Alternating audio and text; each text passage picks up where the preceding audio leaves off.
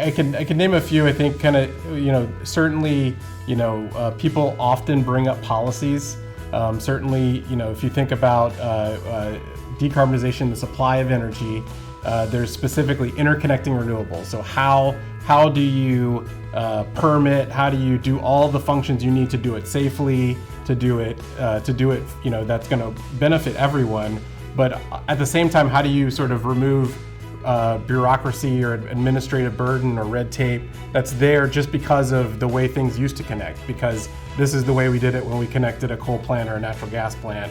Doesn't mean it has to always be the same when we're trying to connect, thousands and thousands of distributed energy resources and new grid scale. So I think of it as, you can always think about the potential roadblocks and thinking about streamlining those, but also it comes down to there's still quite a bit of education. There's quite a bit of people that don't fully understand how their power was made before, how that has led to climate change, and how their decisions can make this change now.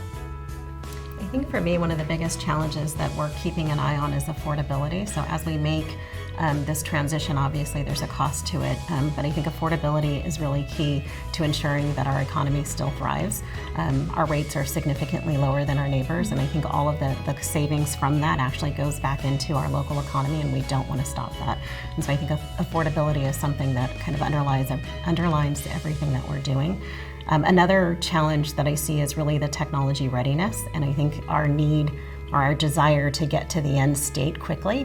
But I think there may be some intermediate steps that we may have to take in order to hit 2030. For one, I don't know that hydrogen is going to be reliable or available and affordable by 2030. So there may be an intermediate step that we need to take when it comes to the transition of our thermal plants. We may need to look at things such as carbon capture and sequestration.